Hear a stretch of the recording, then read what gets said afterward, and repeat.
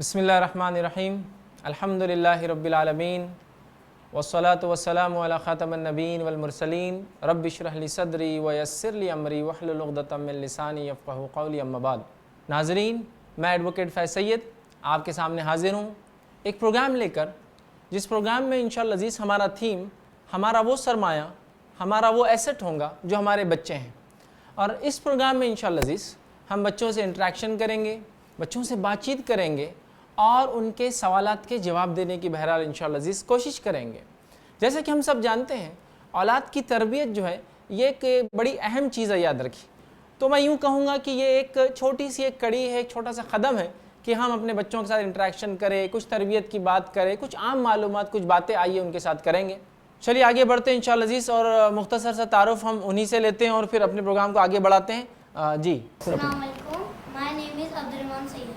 अस्सलाम वालेकुम, my name is Abdurrahman Khan. जी, अस्सलाम वालेकुम, माय नेम इज़ अब्दुल्ला। तो माशाल्लाह हमारे साथ अब्दुर्रहमान हैं, सैयद अब्दुर्रहमान ख़ान और अब्दुल्ला है।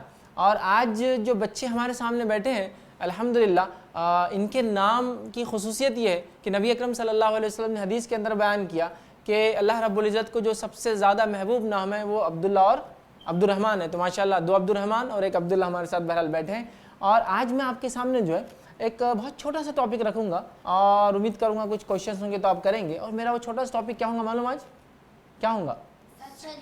हाँ, मैंने पहले बोल दिया था आपको। हाँ, तो सच के ताल्लुक़ से मैं कुछ बातें आपके सामने बयान करूँगा कि सच क्या होता है। सच क्या होता है मालूम आपको? हर बार बोलना चाहिए। सच हर बार बोलना चाहिए, लेकिन सच क्या होता है? सच मालूम, जब कोई वाक़या, कोई चीज़ होती है या कोई बात है, आप वो करें जैसी वो है या जैसी वो हुई, ठीक।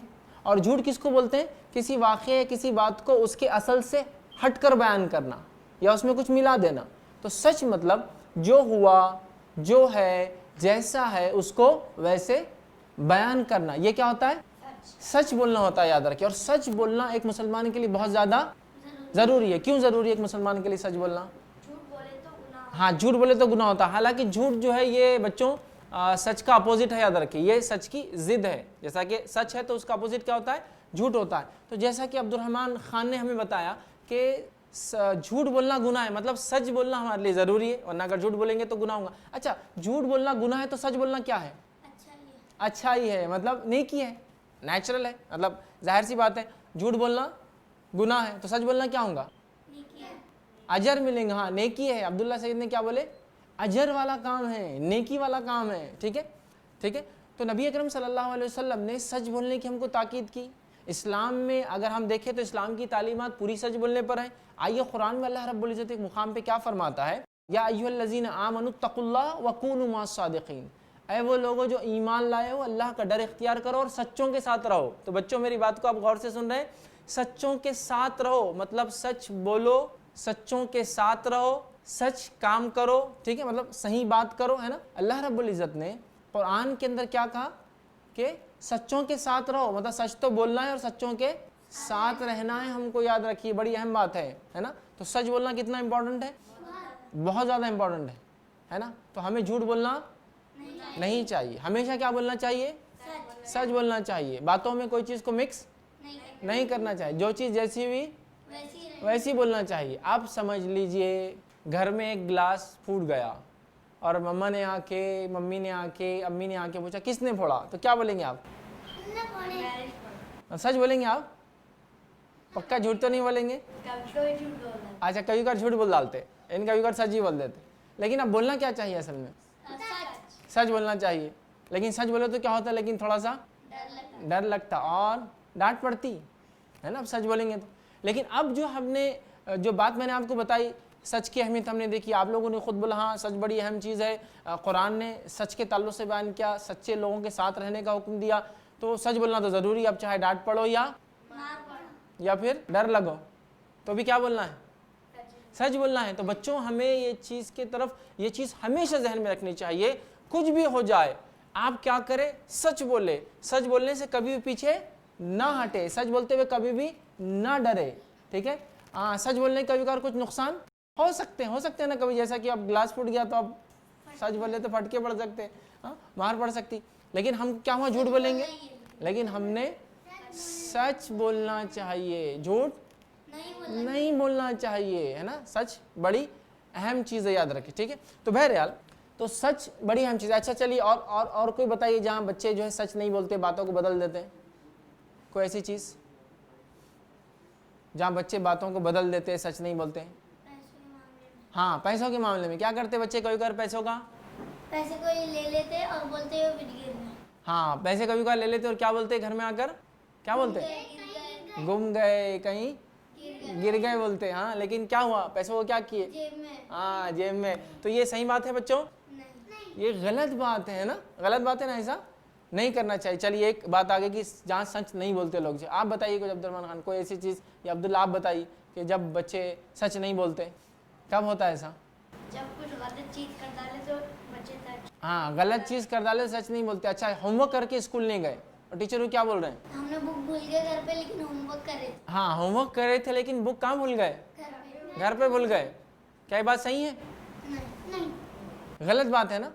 तो अगर आपने होमवर्क नहीं करे तो क्या कर, पहले तो होमवर्क करना चाहिए, है ना। बच्चों होमवर्क करना चाहिए, झूठ नहीं बोलना चाहिए इसके लिए। अच्छा आप नहीं करे तो क्या है, फिर क्या बोलना चाहिए, सच बोलना चाहिए, झूठ नहीं बोलना चाहिए। और कहाँ गलती होती है हमसे बताइए, कोई चीज घूम जाती है तो। कोई चीज़ गुम जाती है तो क्या बोलते हैं हम, एक कोई भी चीज किसी ने ले लिया, हाँ एक बच्चे ने ले लिया और चलाया, हाँ कहाँ गया भाई वो लेकर, ठीक है, याद नहीं आ रहा। याद नहीं आ रहा। हाँ तो देखिए बच्चों, हमको देखो सच बोलना है, हर चीज़ सच हो, सच से हो सकता है कुछ नुकसान होगा थोड़ा सा, कभी थोड़ी सी डांट पड़ेंगी, लेकिन कभी भी झूठ नहीं बोलना चाहिए, हमेशा सच बोलना चाहिए। चलिए हम आगे बढ़ते हैं। अब मैं एक सवाल आपसे करता हूँ, आपसे एक के बाद एक, आप क्या बनना चाहते हैं अब्दुलरहमान सैयद, मिलिट्री में जाना चाहते, क्यों, क्योंकि वहाँ पे गन चलाने का मौका मिलता है। अरे देखिए अब्दुलरहमान सैयद को जो है गन चलाने का मौका मिलता है मिलिट्री में जाने से, ठीक है, लेकिन क्या गन चलाने ही सिर्फ मिलिट्री में जाते, मिलिट्री क्या काम करती है, बचाती है। हाँ मिलिट्री का एक्चुअल काम होता है अपने कंट्री को बचाना, अपने कंट्रीमैन को, मतलब अपने मुल्क को बचाना, और मुल्क में रहने वाले बाशिंदों को, लोगों को, सिविलियंस का प्रोटेक्शन होता है। तो मतलब आप जाकर जो है मिलिट्री में कुछ करना चाहते हैं ताकि लोगों को प्रोटेक्शन हो और साथ में गन चलाना भी सीख जाएंगे, ठीक है। चलिए अब्दुलरहमान खान आप क्या करना चाहते हैं, ठीक है अब्दुलरहमान खान इंजीनियर, इंजीनियर क्या करते हैं, हाँ 2 टाइप्स के होते हैं, कौन कौन से, हाँ जी, और एक बिल्डिंग। हाँ देखिए इंस्ट्रूमेंटल बिल्डिंग, वैसे इंजीनियर्स बहुत टाइप्स के होते हैं। इंजीनियरिंग सिर्फ एक साइंस की एक स्ट्रीम है, मतलब इसको बोलते एक ब्रांच है, सो बहुत सारी चीज़ें होती है। तो कंस्ट्रक्शन का होता है और बहुत सारी चीज़ों का होता है। क्यों आप बनना चाहते हैं इंजीनियर, देखिए इंजीनियरिंग पसंद है आपको, हाँ पसंद है इसलिए आप कर रहे हैं। देखिए अब्दुलरहमान खिदमत खल्क करना चाहते हैं मिलिट्री में जाकर, आप इंजीनियर बन के भी इंसान बहुत सारे अच्छे काम करता है जिसमें सवाब भी है, जैसे कि आप लोगों के घर बना के देंगे, अच्छी अच्छी नई गाड़ियाँ आप ईजाद करेंगे, नए नए इन्वेंशन करेंगे, तो क्या होगा, इसका भी अजर मिलेगा। क्यों क्यों मिलेगा, क्योंकि आपने अच्छा दूसरों के लिए कर रहे हैं, दूसरे उससे क्या होंगे, फ़ायदा उठाएंगे, और उससे क्या होगा, आपको सवाब मिलेंगे, फ़ायदा होगा आपको। चलिए अब्दुल्ला आप बताइए आप क्या बनना चाहते हैं, डॉक्टर बनना चाहते हैं अब्दुल्ला, क्यों, हाँ हाँ हाँ, तबीयत देखता, मतलब वो क्या करता, लोगों का इलाज करता, हाँ उससे क्या फ़ायदा होता, हाँ हाँ हाँ, उससे लोग जो होते ठीक हो जाते, और लोग ठीक होंगे तो क्या मिलेगा आपको, सवाब मिलेगा। क्यों सवाब मिलेगा, इसलिए कि ये दूसरों को फ़ायदा आप पहुंचा रहे, बहुत अहम चीज़ है। तो डॉक्टर बनना बहुत इंपॉर्टेंट है, याद रखिए, इसलिए कि डॉक्टर क्या करता, लोगों का इलाज करता, ठीक है। लेकिन डॉक्टर के पास जाने आपको डर लगता है या खुशी होती, खुशी होती डॉक्टर के पास जाने से, अरे माशाल्लाह देखिए ऐसे बच्चे भी हमारे साथ हैं जिनको डॉक्टर के पास जाने से खुशी होती है। उम्मीद करता आप लोगों को, बच्चों को जो मेरी बात सुन रहे हैं, बहुत खुशी होती है डॉक्टर के पास जाते हुए। देखिए लेकिन हमारे पास जो लोग अब आज मौजूद हैं, तीनों को बहुत खुशी होती है डॉक्टर के पास जाने में। देखिए कितने आगे खुश हो रहे हैं, डॉक्टर का नाम आया और वो लोग खुश हो रहे हैं। अच्छा क्या खुशी होती है आपको डॉक्टर के पास जाने से, बताइए। अब्दुल्ला सैयद को तो ज़्यादा खुशी हो रही है, कंटिन्यूस खुशी हो रही है, हाँ बोलिए क्या खुशी होती है आपको, कैसी खुशी मिलती, कड़वी दवा खाने में मज़ा आता, इंजेक्शन की खुशी, वो तो बिल्कुल नहीं, फिर क्या खुशी क्या है फिर इसमें, टैबलेट, देखिए टैबलेट्स खाना अच्छा लगता है। ऐसे ही बच्चे हमारे साथ देखिए, सिरप नहीं, देखिए सिरप नहीं लेकिन टैबलेट्स खाना अच्छा लगता है। देखिए जब आप बीमार हो जाते हैं बच्चों, तो टैबलेट्स आपकी भलाई के लिए होता है, जो डॉक्टर अंकल देते हैं उसको लिया कीजिए, जो प्रिस्क्रिप्शन भरालू देते हैं, और खाते वक्त मम्मी और पापा को, मम्मी डैडी को तंग नहीं करना चाहिए, वो आपके भले के लिए होता है। चलिए हम आगे बढ़ते हैं और मैं एक सवाल और आप लोगों से करता हूँ। देखिए अब मेरा सवाल क्या है, गौर से सुनिए और जवाब देना है। आप लोगों की कौन सी गाड़ी पसंद है? व्हीकल, बाइक और कार। तो क्यों आपको बाइक और कार पसंद आती है? उसके डिजाइन और उसके आवाज। हाँ देखिए, अब देखिए डिजाइन और आवाज़ जो है बाइक्स के जो अब्दुलरहमान को पसंद आते हैं। जी आपको कौन सी व्हीकल पसंद है, कौन सी गाड़ी पसंद है? अरे फिर बाइक और कार दोनों। तो अब ऑलरेडी इनके पास एक बाइक और कार तो हो गई, मतलब आप भी ले लेंगे, एक घर में 2 बाइक और 2 कार हो जाएंगे एक एरिया में। आपको क्या पसंद है अब्दुल्ला? अवेंजर। अच्छा बाइक है वो भी, अच्छा तो सबको बाइक पसंद है मतलब? हाँ मतलब कार और बाइक, यहाँ पे कार और बाइक, वहाँ पे बाइक, मतलब सब बच्चों को जो है बाइक्स बड़ी पसंद आती है, कारें बड़ी पसंद आती है ना। और बच्चे मैंने बहुत सारी बार देखा फैसिनेट हो जाते हैं जब कोई गाड़ी बाजू से जाती है एकदम स्पीड से, है ना। जैसे कि अब्दुलरहमान ने कहा कि उनको गाड़ी की आवाज़ पसंद आती है ना। KTM, देखिए उनको KTM गाड़ी पसंद आती है, क्यों? उसकी आवाज से उसका मॉडल दिख के। हाँ उसका मॉडल रहता। तो आप वो गाड़ी से क्या करना चाहते हैं? गाड़ी लेके क्या करेंगे आप? रेस। अच्छा रेस करेंगे, उसके अलावा और क्या फ़ायदे होते हैं गाड़ी के? गाड़ी के हाँ अपन उससे कहीं पे भी जा सकते हैं। कहीं भी जा सकते हैं गाड़ी से, ये बहुत बड़ी बात है ना। अल्लाह ताला ने जो ज़मीन बनाई उस पर जा सकते हैं, रिलेटिव से मिलने जा सकते हैं, और मस्जिद जा सकते हैं नमाज के लिए, और मार्केट जा सकते सब्जी लाने के लिए, अच्छे अच्छे काम उस पर कर सकते हैं कम वक्त में, है ना।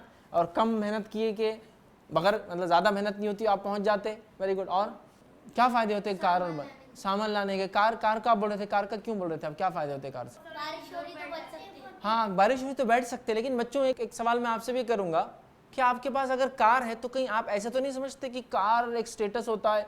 जो कार जिनके पास होती है वो बड़े लोग, जिनके पास कार नहीं छोटे लोग, ऐसा तो नहीं समझते आप लोग? नहीं ना, गलत बात है। नहीं, अगर अल्लाह ने आपको कार दी तो या एक क्या है, अल्लाह की शुक्र करना। नेमत है, उसका क्या करना? शुक्र शुक्र करना। अगर कोई नेमत हमारे पास और हम ऐसा अकड़ के चल रहे कि मेरे पास कार है तो अच्छी बात है? नहीं, क्यों? क्योंकि आप अपनी ज्यादती कर रहे हो, उसके पास अगर कार नहीं है तो हम बोलते हैं कि अरे ये गरीब है।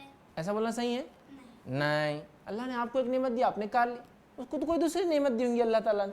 जी सही है ये बात। ऐसा कार ली तो ऐसा समझना कि हम बड़े हैं और छोटा है, क्या बोलते हैं अब्दुलरहमान? क्योंकि अल्लाह ताला ने हर चीज उसको अल्लाह ताला ने दी है। हाँ जो भी आपको दिए अल्लाह ताला ने दिए, जो भी उनको दिए वो भी किसने दिए? अल्लाह ताला ने दिए। और क्या होता कार और बाइक आपने जो कहा? जी और क्या होता है इसका? आपने जो पसंद किया, क्यों पसंद करते हैं आप?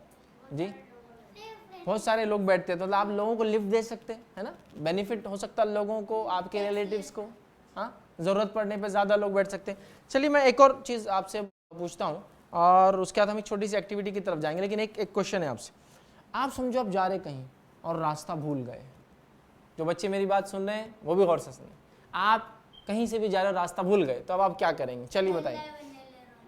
अरे वाह माशाल्लाह, एक बात आ गई, इन्ना लिल्लाहि व इन्ना इलैहि राजिऊन पढ़ लेंगे कि हम अल्लाह की तरफ से आए थे और अल्लाह की तरफ जाना है। क्या इन्ना लिल्लाहि व इन्ना इलैहि राजिऊन यहाँ पढ़ सकते हैं आप? हाँ कुछ होने पे। हाँ कोई नुकसान होने पे आप रास्ता भूल गए, ये नुकसान है। बहुत सारे लोग क्या समझते हैं, हाँ हाँ किसी गाड़ी का एक्सीडेंट हो गया, हाँ तो पढ़ सकते हैं, हाँ मतलब नुकसान हो गया उसका। जी अगर से कोई चीज गुम गई तो उसके ऊपर कोई चीज़ भी गुम गई तो, और कोई चीज़ भूल गए, साहब रास्ता भूल गए तो पहले क्या पढ़े आपने? अरे अल्लाह का है ना, मतलब एक चीज़ भूल गए, एक चीज़ नुकसान हो गया, अब रास्ता आपको नहीं मिल रहा, कुछ नुकसान तो नहीं होता है ना, लेकिन इसके बाद आप क्या करेंगे? चलिए वो बोलिए पहले। मतलब आप रास्ता भूल गए, तो आप क्या करेंगे? ऐसा होता है ना बच्चों, आप लोग भी रास्ते से कहीं जाते भूल जाते होंगे। जी फिर कैसा करें?